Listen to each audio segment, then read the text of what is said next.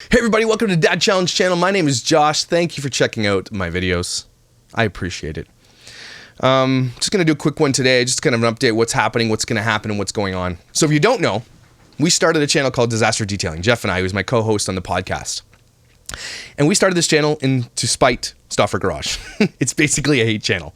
But it ended up being something, It ended up being something we really enjoyed.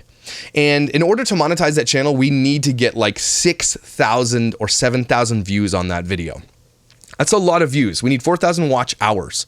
So maybe we need like 8,000 views. I don't know. We need a lot of watch hours to get that thing monetized. But you know what? What's going to be the overall theme of this whole video of why I'm doing this whole thing? I want to answer a couple of questions and concerns from people, and I want to talk about what's coming up.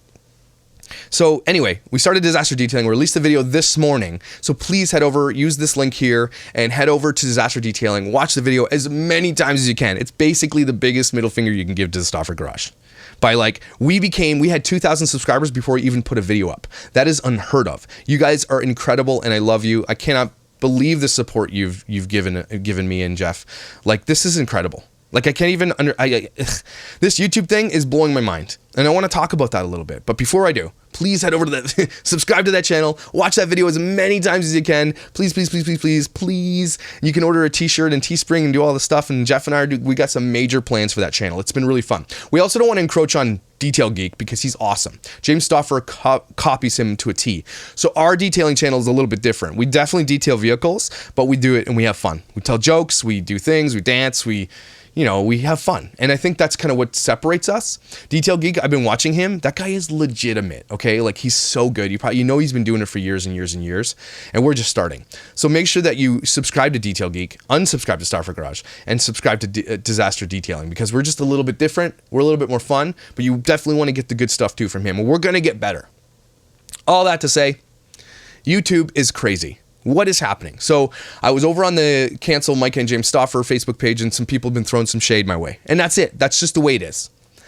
And shade at Crystal Ball and Sloan and Def Noodles, everybody who covers these T channels. And so I've been struggling and wrestling with, is this a T channel? It's not a T channel.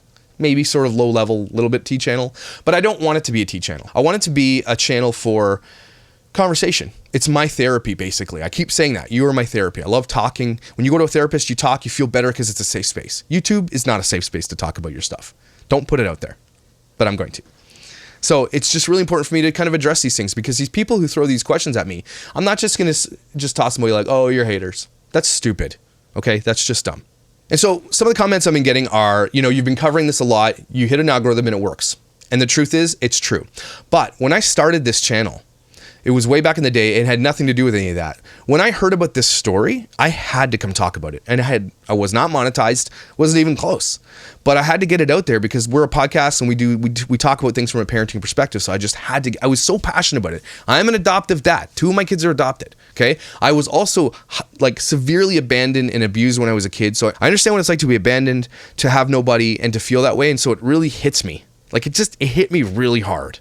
Like, I was snowflakey about this. It triggered me, and I rarely get triggered about stuff like that. So that's why I had to talk about it. And then it exploded. Do I apologize for that? I don't. But the questions are like, why are you're using H to make money now? And it's kind of an unavoidable thing. But I like to think of it as, I'm actually now monetizing, making money in spite of what James and Myka did. Because of what they did, I'm making money off them. And so, again, and I'm not making a ton of money. This is a good side hustle. I still have a full-time job. I don't think that YouTube will ever be my full-time. I don't think. Maybe. But at this point, it's really not. But I just want to address those concerns because it's just an unavoidable fact that this happens. People will say this thing, and they're not wrong. That's the thing. A lot of people don't want to address the issue. They're not wrong. Yes, these are monetized. But I don't personally believe that what I'm doing is exploiting H for money. I didn't bring him here from China. I didn't use him to make hundreds of thousands of dollars and views and counts and subs, and then put his whole world out there for everybody to see, and all of his issues and major problems, and then find a Facebook group, likely find somebody, handpick another mommy and hand him off and expect nothing to happen. I didn't do any of that stuff, but I'm definitely going to cover it. But here's my promise to you, okay? Because we're going to move on to other things. But I will never let this go. Hear it, okay? I'm never going to let this go until what we're after is achieved. And that's a few things. Myka and James are off the internet. Like, their channels aren't making enough money and they have to go do something else. Literally. That is one of my main goals. And I won't stop until that's done. And if everybody else forgets about it, I'll probably keep talking about it and you guys are going to hate me for it. But I will not let it go. If he wants to keep making videos, that's fine. I'm never going to stop throwing shade his way. Okay, and there's an army of people out there who are with me with that. And we'll go the long haul. I think we will, for sure. 2, I would love to see dramatic change for the way that kids are monetized on YouTube. And that is a bigger, harder fight. And I'm willing to stick it out with you guys and do that. To say to YouTube, at minimum, stop allowing adopted kids to be monetized. But again, that's really hard because once a kid is adopted, they literally become your biological kid as far as the government's concerned. So that's a hard fight. I think overall it needs to be children in general. And maybe not monetize it, because there are some great family vlogs out there. I love it. My kids are on here a bunch of times. But here's what I want to see, like legislation, like the actors legislation for kids who are actors in the guild, who they're protected. YouTube needs to be the same thing, because these kids are kids for entertainment.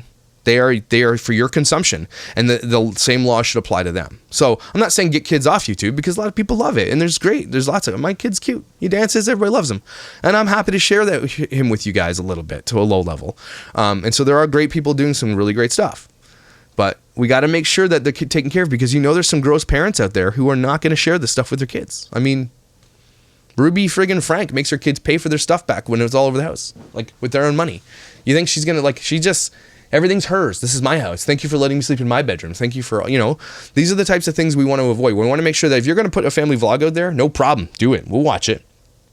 But we want to know that your kids are taken care of and, all that stuff. But again, I still think that it needs to be some kind of consent. I ask my kids every time they come on if they want to be on. So I try to anyway. I try to be very, very good about that. Anyway, so to address your concerns, yes, my videos are monetized.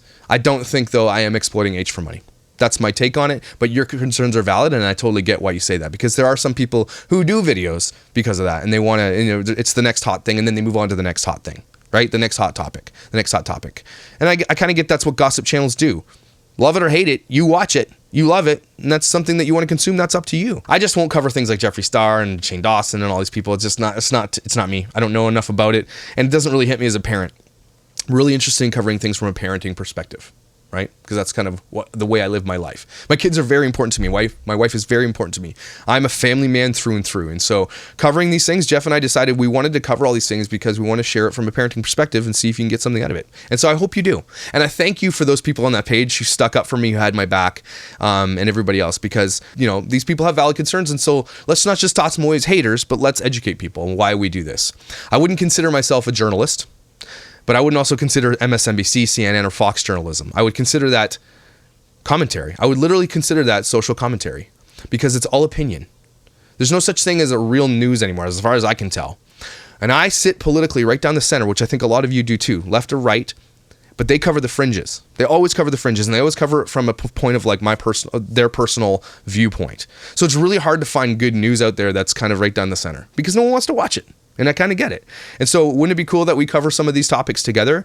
If you like what I have to say, which some of you do, and I say sometimes the things that you're thinking is what I've heard, and then I kind of unleash the last 10%. If you think about crucial conversations, okay? A lot of us have those crucial conversations, but we always leave out that 10%. We always do. I'm happy to give that extra 10%. Sometimes that gets you in trouble, but the 10%, sometimes the unspoken words are the most important words that we don't speak. People are introverted, don't like arguing, and that's fine. I can be your voice. But that last 10% is important, so let's uncover everything we can. So hear me, James and Myka Stauffer. I ain't letting this go. It's going to go down. Disaster detailing was created because of you, and I hope that grows to something awesome where Jeff and I can quit our jobs and go detail cars and travel the world and talk to you guys. That's what we want to do. We want to hang out. We want to drive to different cities in the States and Canada, clean your car, interview you, talk to you about being a parent, talk to you about being life situations, that kind of stuff. That's our dream. Go out and do concerts. Go out and do some shows. This is my dream. It's always been my dream. And this is really cool that I can realize this kind of here. But I'm not going to put all my eggs in this basket. I'm not that stupid. So I definitely have to support my family, and I have a real job. So all that to say, what's coming up next? I am not going to drop the Stauffer thing. I will continue to talk about it. But it's not over. Okay? They don't care, and they're not sorry. And so I'm not going to let it go because they're dumb. But I found a really great lady on Instagram. That sounds bad. She reached out to me and she said, look, I'm a researcher, because at my last live, I said, look, I'm looking for researchers. So please, I just need someone who can help me do the work, and I can uncover it and talk. So she said she came at me with the Lori and Chad Daybell story, what's going on with JJ and Tylee, and the murder that's going on in the US that's ongoing right now. And it's really interesting to me from a parenting perspective, from a pastor perspective, someone who is a believer and understands religion and cults and all that kind of stuff. And just from a normal perspective, I love real crime. Like I say, I love it, but I love hearing about it, understanding it. And it's injustice that we can cover, right? So going forward, we're going to cover, I think it's going to be like a 6-part series on the Lori and Chad Daybell, JJ Tylee case. And everybody's covering it, and that's fine, but it's not gossipy. We're going to actually cover it from who the characters are, what happened, and I'm going to react to most of this with you. And I'm going to say, what? I want to talk about it from like this LDS Mormon, zombie Mormon cult perspective and all that kind of stuff. And I want to just dig in with you guys and kind of understand this a little bit better. And we'll talk about it together. Maybe we'll do a live on it. But we've got this girl from Australia. I don't get an Australian accent, which is great, but she's going to join our team as a researcher and as a producer, and she's going to come on the show, and I'm really excited about that. So that is going to be something we're going to cover. I'm really pumped about that. I'm also going to start diving next week into the ex-pastor story. And I know I keep talking about it, and I still to this day I just have not realized it in my mind yet what I'm going to do. There are going to be a lot of people that get hurt by my story, because believe it or not, Christians out there believe that the church is like this sacred place where you can't say bad things or talk about it in negative ways because that's a sin. It's absolutely BS, by the way. And you're hearing that from a pastor. Okay, churches should be held to a higher standard and more account than everything else, because we represent Christ, right? They represent Christ. And so by saying these things, I'm really worried that there are people that I love, that love me, that trust me, that as a pastor, that looked up to me, that I was an influence to, that they're going to hear the story, and I don't want to like detract from church sort of ish, you know, but plus the church here, people are going to find out what church it is, and they're probably going to get some shade thrown at them, because what happened to me was pretty crazy. But it goes all the way back to my story from when I was young. So there's some good stuff that happens, there's some bad stuff that happens, and then there's this crazy thing that happened just recently. So the church hurts a lot of people, but maybe we can cover it from a point of view like, hey, what can the church be doing differently? Where's it going now? Because I think a lot of people are hitting, during COVID too, are hitting this post-Christian process. They're understanding, do I really need to go to this building and sit in a pew and sing these songs and give the absorbent amount of money to these churches that make millions and millions and millions of dollars, and, you know, pastors living lavish lifestyles and all this stuff? We're going to get into it all. It's going to get crazy. And I'm going to talk about my story in a really, really deep, intimate detail. And it's going to be hard to hear. It really is. And I'm going to lose some friends. It's just the way it is. Like, and most of my friends who are pastors or worship pastors as well, they all been telling me, don't do it. Don't do it. Don't do it. I'm doing it. Okay. It's going to happen. And you guys are going to hear it. And I'm also going to cover it from a perspective of a parent and saying, should we be raising our kids in church? Should we be forcing them to go to church? That's a question we're going to answer together. Because pastors' kids are some of the most effed up kids I know. And some of the most awesome kids I know, and some of the most amazing adults I know, and some of the craziest people, some of the most stringent atheists I know are pastors' kids. So we're going to cover it all, because I know about it. I lived the life for years and years and years, and it was my identity for so long. And so that's why it's really hard for me to really uncover it. I'm going to show you everything, and it's going to be multi-part series. So that's coming, and I promise. And so I hope to get to a little bit more followers so I can just really make an impact on that, because overall, the impact I want to make is to show other people in ministry and all that stuff that you don't have to be silent on this stuff. Okay? There are too many churches with too many NDAs out there, and that shouldn't even be a thing. I didn't sign a non-disclosure agreement, so let's talk about it. Okay, so that's what's coming. I've addressed the other thing. Go watch Disaster Detailing, please. Like, I beg you. I know it sounds so gross. I'm begging you, please. If I can get this first video monetized, Jeff and I will go on a live view and we'll sing you every song terribly. We will sing you every single song. Hit our live chats, guys. They're really fun. They are so much fun. Jeff and I just love doing them, and I'll do them by myself. And if I hit 100,000 subscribers, my wife has said no, but I've begged her that if I hit 100,000 subscribers on this channel, she will come on and sing for you guys. And we're starting a Barber Family Sings channel, which is just my wife singing and Everly, and everybody wants to put their music. Tyson, my 18-year-old son, he creates music. He's a beat maker. And so we're going to create a channel because I think my wife's voice needs to get out there. And I sort of low-level lied to you guys. I don't know why I thought I said this wrong. Everybody's like, dude, your wife should do an album. Your wife should do an album. Yeah, my wife's done an album. That's how we met. Look at this. That's my wife back in the day before we got married, before we started dating. Hey, look how hot she is. Smoking. Boom. Smoking babe. Anyway, so my wife and I, that's how we got together. We were at church leading on a worship team. And I'm like, dang, this girl got pipes. And she has nice boobs. I didn't say that out loud. But so we started singing together. And I said, I had this piece of crap car that I bought because I grew up poor. I didn't have a car. Long story. It was not roadworthy. And I said, look, I will do your full record. I will do a full record in my studio. In my basement. If you put my car on the road, that's the payment. We weren't dating at all or anything. That was the payment. So I said, I'll do your full record. I'll write and produce it. You put my car on the road. My car cost $1,100 to put on the road. And Kathy got a full length record out of it. Okay. She won a gospel music award in 2004 or something like that, or 5 or so. I don't know. Sometime. Maybe 2007. She won a gospel music award for this record. It's really good. And we're going to put it on Spotify. Okay. It's definitely a Christian R&B pop record. And it's really dated now, but I got boxes and boxes of these things in the basement. I probably have 800-900 discs. If you want to pay for the shipping, you can have one. We're not going to sell it to you. She just take it. But I'm going to put it on Spotify for you guys. So she does have a record, but it's old and it's okay. But her voice is really good.